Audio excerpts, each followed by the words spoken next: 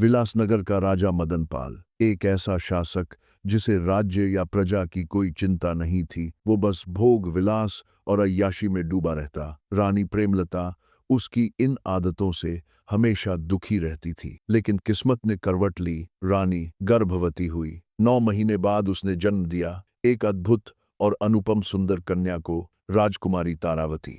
बेटी के जन्म से राजा का दिल पिघलने के बजाय और कठोर हो गया। उसने रानी को सख्त आदेश दिया, इस बच्ची को मेरी नजरों से दूर रखना, वरना जान से मार दूंगा।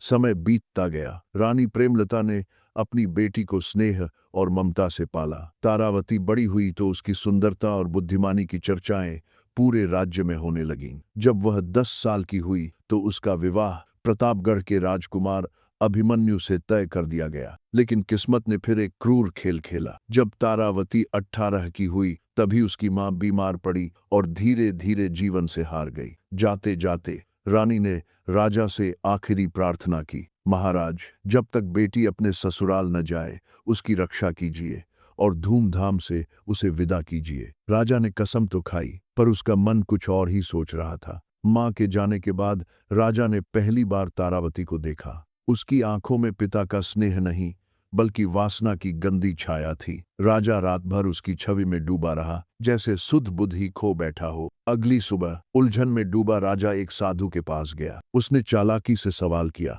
अगर किसी ने पेड़ लगाया हो तो क्या उसके फल का हक उसी को नहीं होना चाहिए? साधु ने सरल मन से जवाब दिया, हाँ, इसमें क्या पाप? लेकिन राजा उस मासूम उत्तर को अपनी गंदी सोच को सही ठहराने का बहाना बना लाया। वापस आकर उसने प्रतापगढ़ को एक झूठा संदेश भिजवाया, मेरी पुत्री तारावती अब इस दुनिया में नहीं रही। राजकुमार अभिमन्यु ये सुनकर टूट गया। वो वर्षों से तारावती से मिलने का सपना देख रहा था और अब सब बिखर चुका था। लेकिन राजा का वफादार नौकर भीमा सब समझ गया। उसने तारावती को सारी सच्चाई बताई, कैसे उसके पिता ने उसकी मौत का झूठा समाचार भेजा है और क्यों। तारावती के पैरों तले जमीन खिसक गई। आंखों में आंसू, दिल में डर और दिमाग में सवाल, क्या कोई पिता इतना नीच हो सकता है? लेकिन हिम्मत जुटाकर उसने फैसला किया, अब इस महल में एक पल भी नहीं रुकूंगी। वह सेविका का रूप धरकर पहरेदारों को धोखा देती है और अंधेरी रात में महल से बाहर निकल जाती है। भटकते भटकते वह एक खंडहर में रात बिताती है। सुबह नदी किनारे पानी पीते हुए अपनी परछाई देखती है। उसे लगता है यही रूप उसकी सबसे बड़ी सजा है।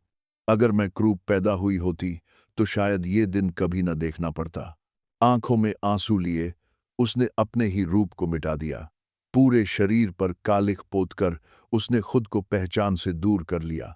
अब वो वही राजकुमारी नहीं रही, बल्कि एक टूटी हुई आत्मा थी जो अपने ही पिता की पापी नजरों से बचने की कोशिश कर रही थी।